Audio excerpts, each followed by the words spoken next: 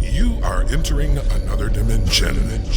A dimension of creative artistry, sound, and musicology. You have entered the inner court. Come journey with us as we explore the inner workings of the music industry. Your hosts for this journey are Greg Pearson and Carl B. Phillips. You are now in the studio at Inner Court Live. Ready? Yeah. Hi. Welcome to In the Studio Inner Court Live. I am Carl B. Phillips. And I'm Greg G. Pearson. And this is our weekly show airing every Monday at 7 p.m. Eastern Standard right here on the Inner Court TV YouTube channel. And you can also watch us on Roku TV on the Right Now Praise channel. Thanks to Carol and Gerald Irving. Doctors, Sounds of Imani. Yeah. Inner Court Live is a news and information show spotlighting independent artists who have released new projects. And also we feature notable industry professionals. We also give you information on how to navigate the music industry by giving you tips on social media, which Carl does, and also studio recording, which I do. He does. I did it. And do it. And in addition to that, local and national industry news with the Diva Styles, April Berry. So listen, we need you to subscribe. Subscribe, and we need comments from you. Comment below. Or you can comment on our social media pages. Also hit the notification bell so you will not miss a show. We'd like to know what you think of the show. We welcome your comments. We welcome your suggestions. Greg, what's going on in the show today? On today's show, we have producer, songwriter, screenwriter, playwright, musician, and media mogul, Joe Smith. Joe Smith will be talking to us about his new company, Mainstream, and also tell us what new things are happening with him. Greg, this is going to be a great show. So listen, reach out to somebody, text somebody, DM somebody, whatever you need to do. Let them know Inner Court Live is on the air. Yeah. Stay tuned. We'll be right back.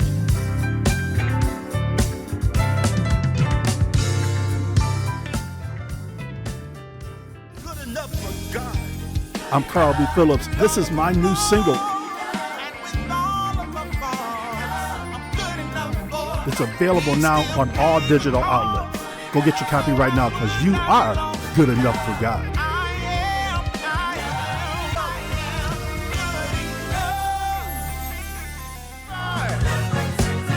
This is Greg Pearson, and you are listening to my debut release, Your Deliverance.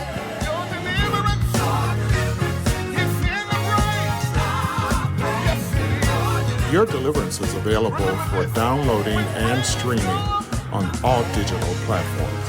And be sure to watch our video on the Inner Court TV YouTube channel. And remember, your deliverance is in your praise.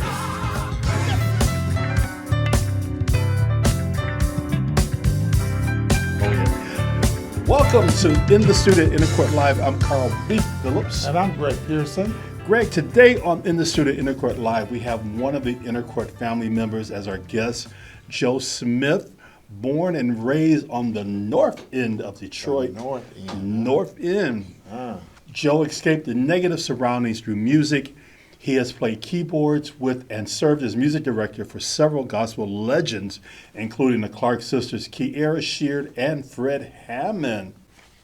In addition to music, Joe has written and produced several stage plays, including Diamond Girls, She's the Boss, and One Crazy Christmas. Crazy Christmas. Crazy because I don't think I've seen that one. Joe recently launched his own streaming platform called Mainstream. Please welcome to Inner Court Live, Joe Smith. Joseph Smith! Yeah. Joseph Smith. Joe, as we've said in the introduction, you've used your music to escape the environment you were raised in. How did music open a path for you to escape? Because it gave me something else to do. You know, when a lot of my friends and people I went to school with and grew up with, you know, while they were running the streets and doing their thing and getting caught up in stuff, you know, I ran with them a little bit, but because I took an interest in music, it gave me something else to have my energy focused on. So one of the things that was a gift and a curse was I had to practice an hour every day to prepare for my music lesson, which was on Saturdays. And so no matter what I was doing, and see, I wasn't, you know, being a kid, I wasn't smart enough to practice first and then go out and hang with my friends. So in the middle of hanging with my friends, I'd hear my mother calling me to come in the house and practice.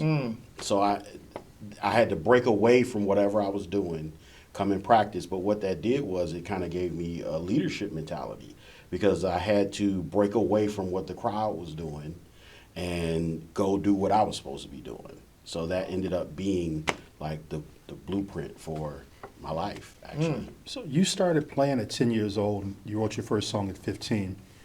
When did you realize you wanted to have a career in music? Probably around 13 or 14. I was really, really, really into Prince. And I thought Prince was like the greatest thing in the world. So I had a friend that was a few years older than me. He played guitar. He tried to play guitar.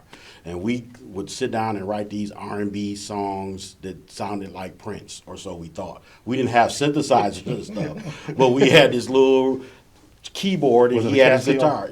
It was something like a Casio, maybe a step beneath a Casio.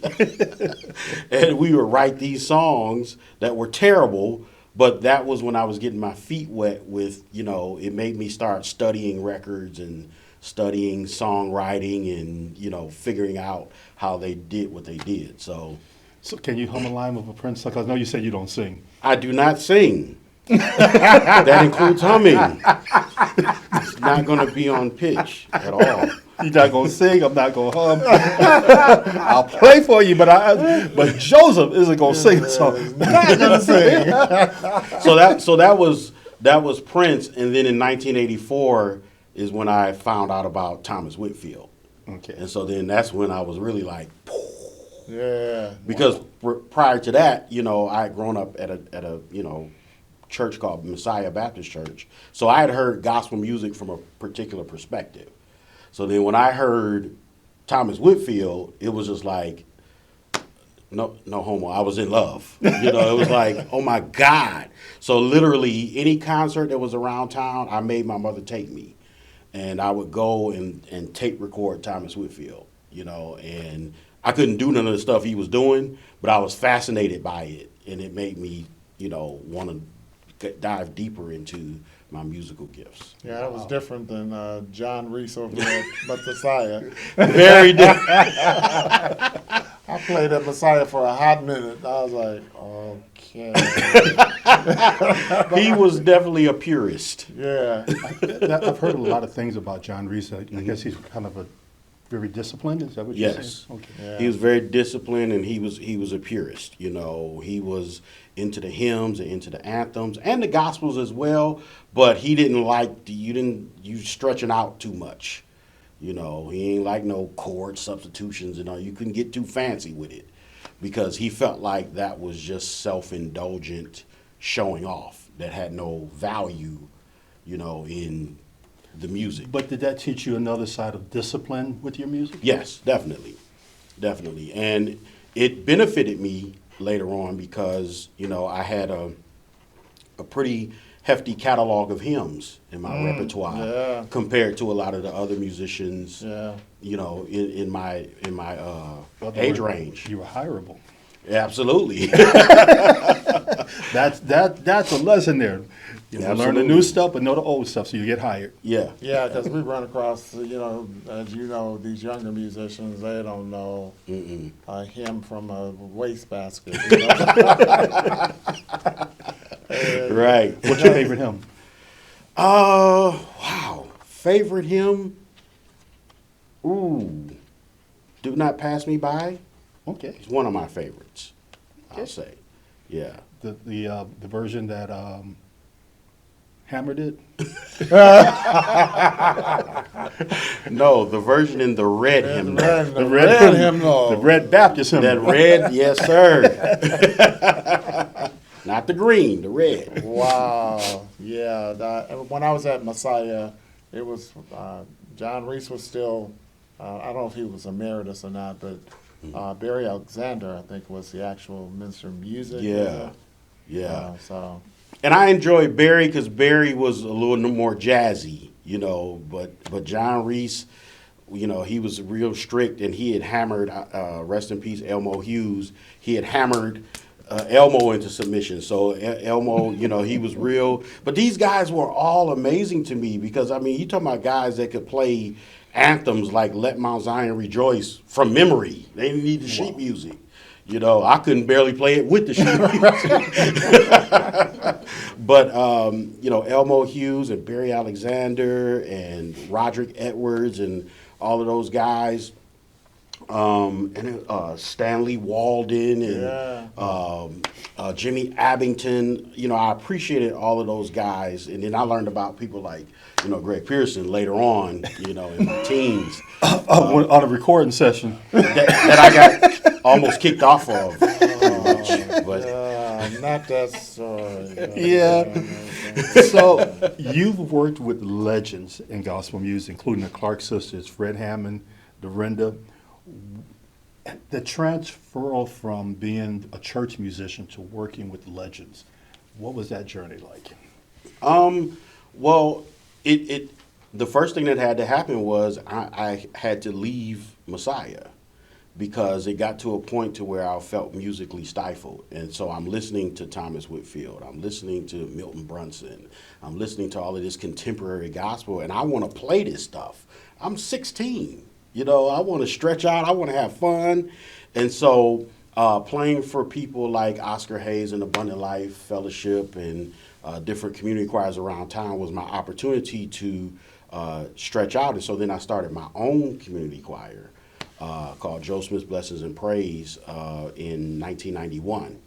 And so then I was writing more and getting more into the production side of things. And so that's what kind of led me on the path of, connecting with different artists and being on the circuit, being on the scene, being seen, playing at different musicals and concerts and things of that nature. You start to get a reputation. And so that opened doors for me later on.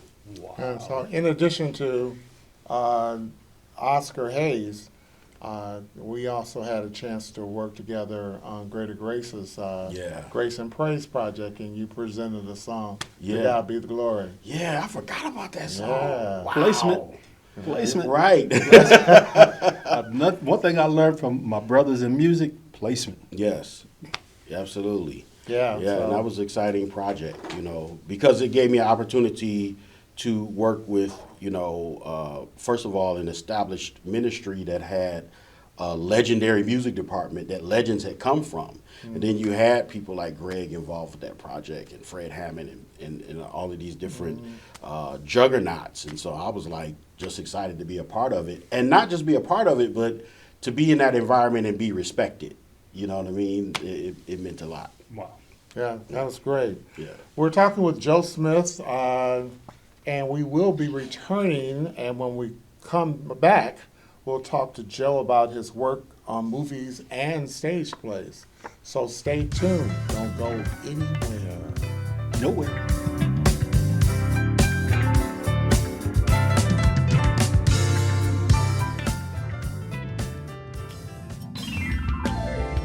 Acclaim Ministries International presents Right Now Praise Radio TV on Roku TV starting December 2020. Your channel for 24/7 praise. Now accepting content, music videos, indie films, sponsors, ads. Contact Right Now Praise Radio at gmail.com.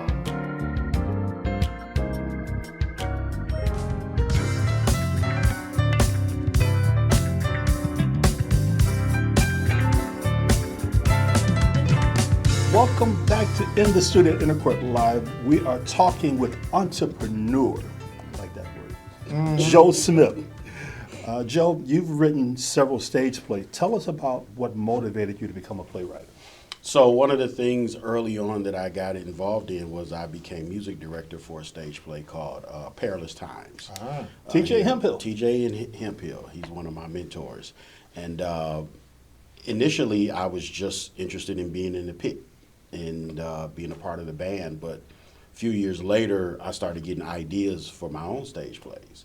And so being a part of a large production like that, it gave me an opportunity to learn, kind of observe the process and see how things were done. And so in 2012, what I call jumped off the porch and, tried my hand at it. And each time I did a play, it just got better and better because I always believe in learning your craft and bettering yourself at what you do and not resting on your laurels. Even if the first time you do it, everybody's praising you, It doesn't matter. Like, you got to know within yourself, I got some more work to do and I got a longer ways to go. And so, yeah, I did my thing and just kept getting stronger and better at it. Now you're also a filmmaker after releasing the film Senseless, which is a riveting documentary about parents who have lost children to gun violence. How heart-wrenching was it for you to produce this documentary? It was heavy. It was really, really heavy because, when you, first of all, record the interviews with the parents and you're seeing their pain and the things that they experience emotionally because of the loss of their child, it's hard not to internalize some of that. Then when you're sitting in the editing room and you're editing and you're watching, the footage over and over and over and you're, looking at crime scene photos you're listening to, the story behind. And the other thing is hearing the parents not just talk about the tragedy of losing their child, but how special their children were. That part, was very heavy. I focused so I could get it done. But I remember the last night I was editing, when I finished editing and I was adding the closing song to the documentary, I just broke down and cried, like boo-hoo crying, like they was my family, because I had been pinning up that emotion, for so long. So it was a rough thing. And so I'm getting ready to do a part 2 to it. So I'll jump back on the horse. Now, you followed up Senseless with a new docuseries, Diamond Girl's Confession, which chronicles the stories of women who date men in the drug scene. Did you find it challenging to have women open up about dating men in the drug scene?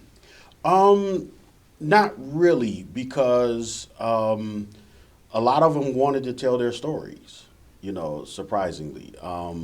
And I did everything in my power to make them comfortable and make them understand that we're not trying to get you to tell on the men or, incriminate yourself in any way. I just want you to tell your story of the things that you experienced and what you went through being in that lifestyle. And so once they hear that, then they're kind of okay with it, because some of the women themselves were drug dealers. It wasn't about the men they was dating. They were the drug dealers. Some of them did a lot of time in prison, in the federal prison system for selling drugs. And so I always treat them with appreciation, because for them to open up and tell such a private part of their life to me on camera, it's a big deal.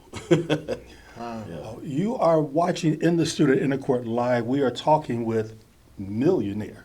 Yes. When we return, we want to talk to Joe about his new streaming platform, Mainstream. Be right back. And now it's time for Intrinsic Breed. Inner Court News. Now you got to keep this under your hat. Oh, I ain't even got no hat on. I should have borrowed Phillips' hat, because he got a hat for every shirt. Do you know that, Greg, that he has a hat to match every shirt? Who does that? But guess what? We've spotted Pastor Rudolph Stanfield and some of Detroit's elite session musicians. Where at? here at the Inner Court studio. You know, the word on the street is that they are working on the Whitfield Company's Christmas project. You know what? You need to stay tuned because there is more to come. Around the globe, to the indie gospel artists, would you like to perform at one of the Stellar Awards events? Well, go to the Stellar Awards/Gospel Music website and complete the talent pitch inquiry. However, time is of the essence. In the local news, the MAG presents a night with Q Parker of 112 live in concert when? June 18th at 8 p.m. at the MAG. Tickets are $35 and they're going fast. For more ticket information, please look at the bottom of the screen.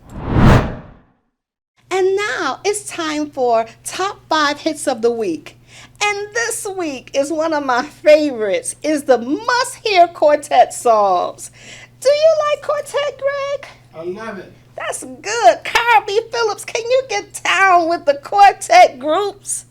Love me some quartet music. So starting at number 5 is the Powerhouse Girls. Do you know, Greg, that their band is all women? And I'm talking about none other than Nikki D and the Browns with their single entitled Power. Take a listen. We got nations against nations, killings everywhere.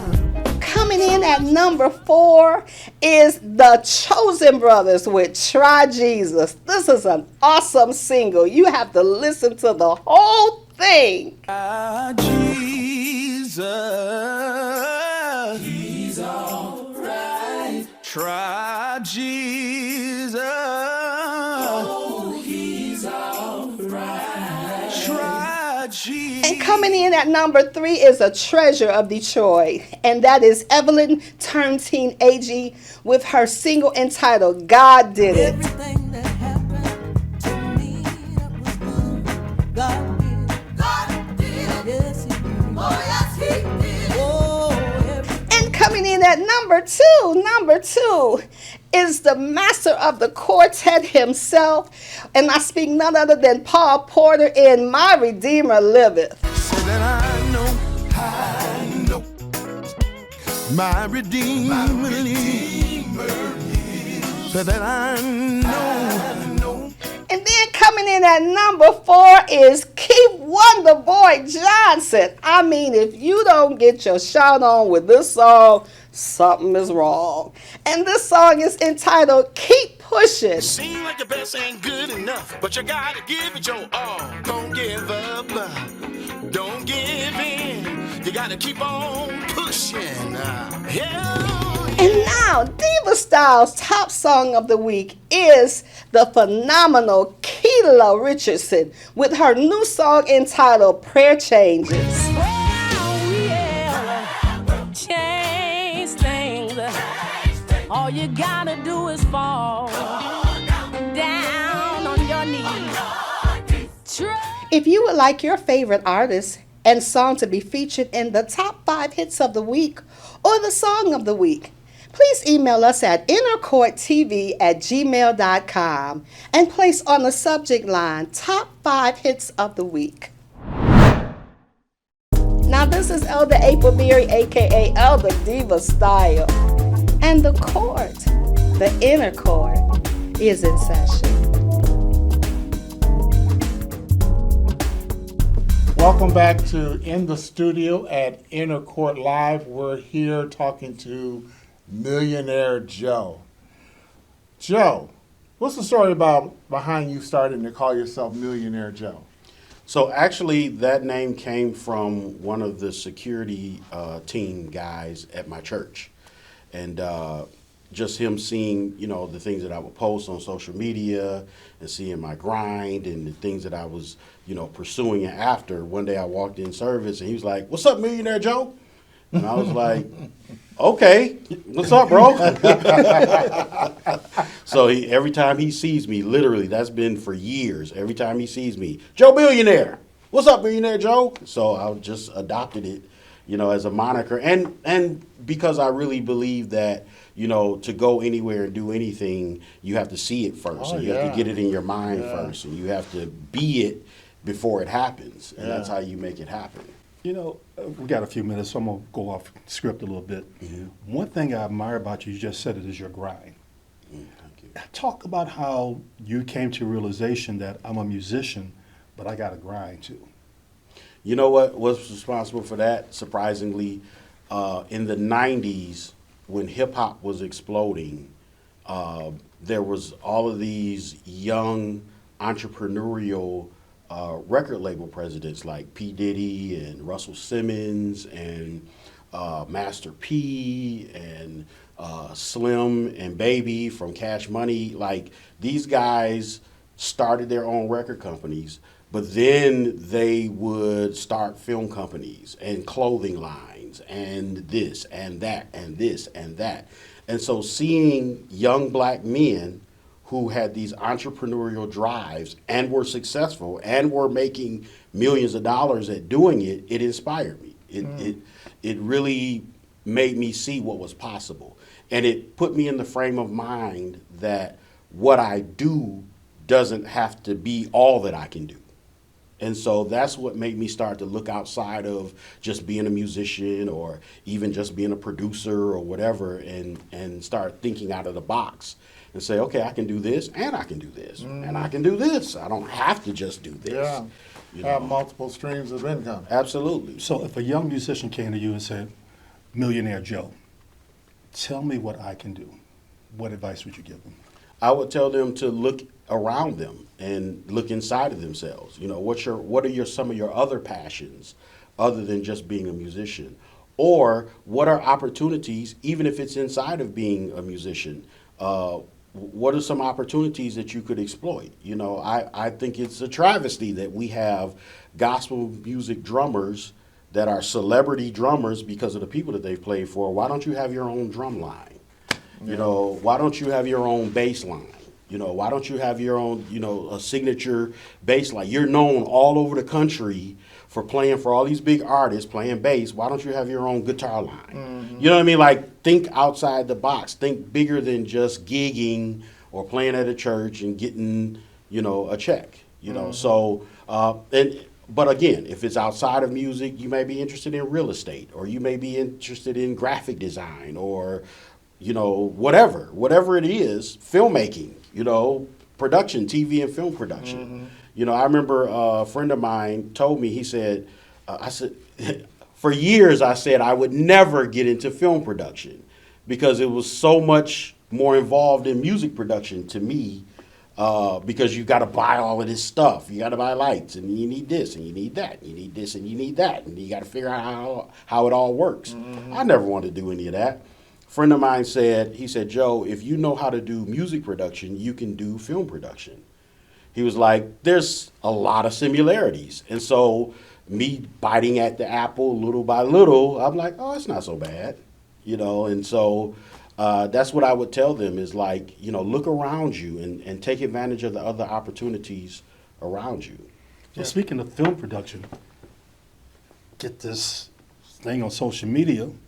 Dr. Dorinda Clark Cole is going to be doing a virtual concert, and it's going to be on Mainstream, which is launched by Millionaire Joe. Yeah.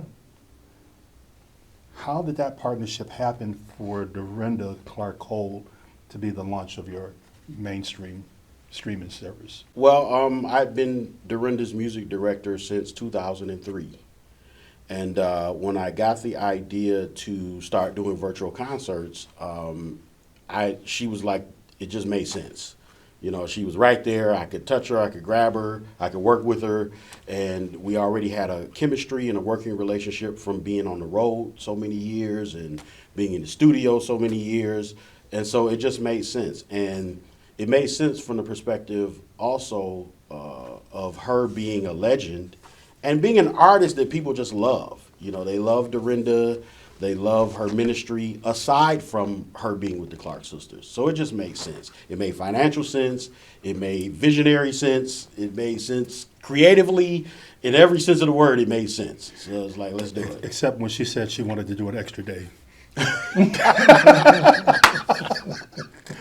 That didn't make sense. I know. I was so mad about that because everybody kept saying, like, these virtual concerts, they do 2-day shoots. And I'm like, man, we could do this in one day. And we couldn't do it in one day. And I'm glad we did 2 days because it's a lot of work. Yeah, because she had to change wigs. And dresses and outfits. And, during the taping, that was what took the longest. Recording the songs went by like that. It was in between the songs, waiting on her, and yes, I'm telling, waiting on her and her team to change her outfits. Change her hair. I forgot how And many hairstyles. yes. How many hairstyles she had? Several. Okay? I was like, so the crew's sitting around waiting, an hour and some change in between each song. And I'm like, can you go knock on the door and tell them to come home? Right. What are they doing? It's funny you said that. I was in Nashville when the Clark sisters did the TV taping down there for their video. Mm-hmm. And we were sitting waiting on them to come out. Mm-hmm. So they're known for that. Oh, yeah. Oh, yeah. And see, it's because they have all of these options of outfits. So they're deciding what they're going to wear. Oh, wow. It's not already decided, and you just got to put it on. I heard Nina talk about whatever outfit she picked. She had to make sure that it matches the background that's playing. Yes. So, yeah, Yeah. that was an interesting challenge. Yeah. When you're producing large shows like that, as much as you may try to be prepared and pre-plan, it's always going to be things you just can't control. You just got to roll with the punches. So what's next in the future for Joe Smith and Mainstream?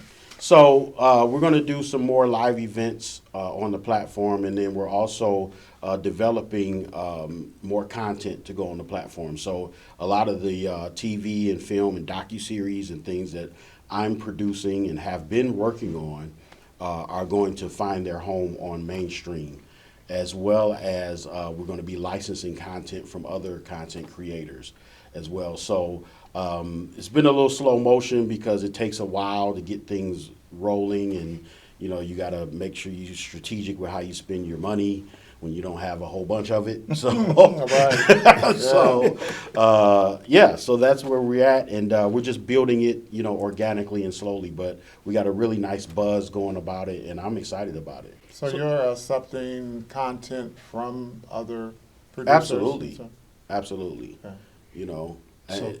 So me and Greg decided to do some country music. Can we put it on there? Absolutely. That'd be worth that'd be a great comedy series.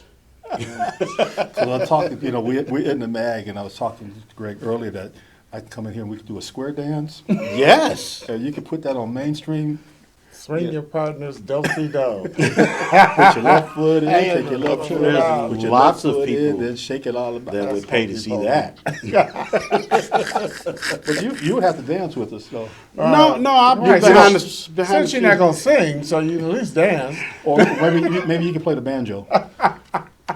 I'll pull up a banjo patch on the keyboard. All right, there you go. Boom. Greg, what we gonna do with this one? I don't know. Well, if he do the banjo patch, then we can get Steve to do the tambourine MIDI. All right, the mini tambourine. Yeah, Okay. yeah. That's what he always want to do. Yeah. Okay, work. yeah. I like it. So if people want to follow you on social media or want to contact you, what's your information? On Instagram, it's Millionaire Joe. Speak it. And absolutely. And on Facebook, it's Millionaire Joe Smith. So you type that in, and I should pop up. My beautiful face should pop up. Millionaire Joe Right. Smith. And is there a website for Main Street? Mainstream.tv, and that's spelled Mainstreem. .tv. So TV. Well, Joe, we thank you so much for stopping by. And we're going to see a little bit of Dorinda's live concert. Yeah. Tell us about it. Introduce the video. So the clip you're about to watch is one of my favorite moments during the concert. It was after she had finished one of her hit songs, which is I'm Still Here. She was about to leave to go and change clothes. And all of a sudden, this spontaneous worship moment happened. And literally, she made up this little hook, and it turned into a full-blown song right there in the moment, spontaneously. So that's what you're about to see right now. Yeah, great. Yeah. Just another day. Just another day. Just another day. Just another day. Can you see that he did? Just another day. Oh. Just another day.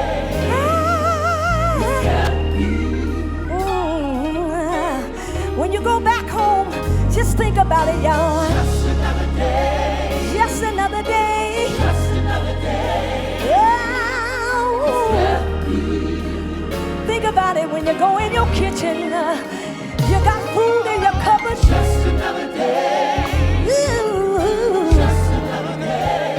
Yes, he did. I know I couldn't keep myself. Just another day. Just another day. Just another day. Oh. Yeah. One more day. Just another day. I could have never did it on my own. Yeah. Ooh. You know what God did for me? He dispatched the angel from heaven. Just another day.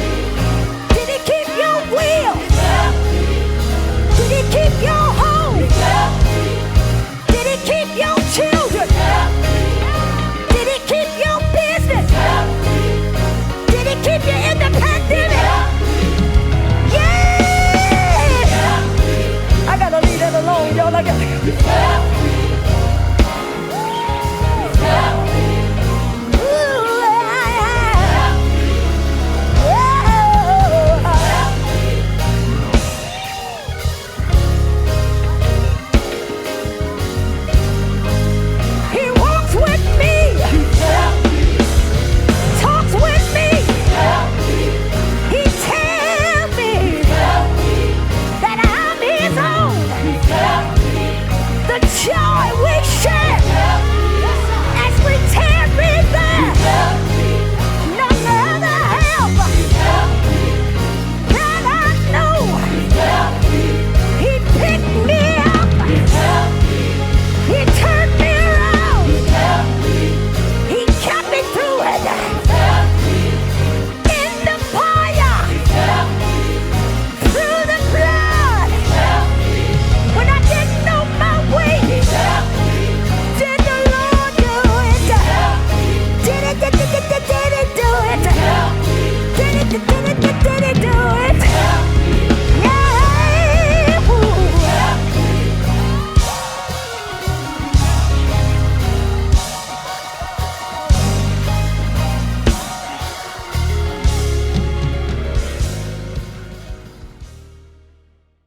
Greg, that video with Dorinda, I remember watching it on Mainstream. Oh my God. Yeah, but hearing how Joe was describing how that happened, gave it a new life or new meaning. Yes, yes.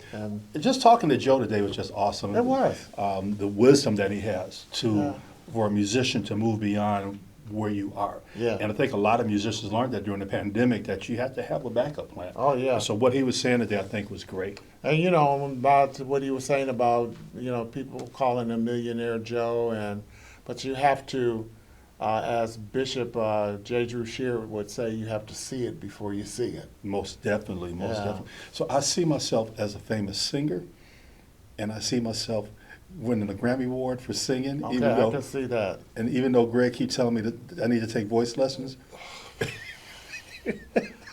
Yeah. But I'm going to KDJ my song. I don't care what nobody say. I'm going to talk my way to a Grammy.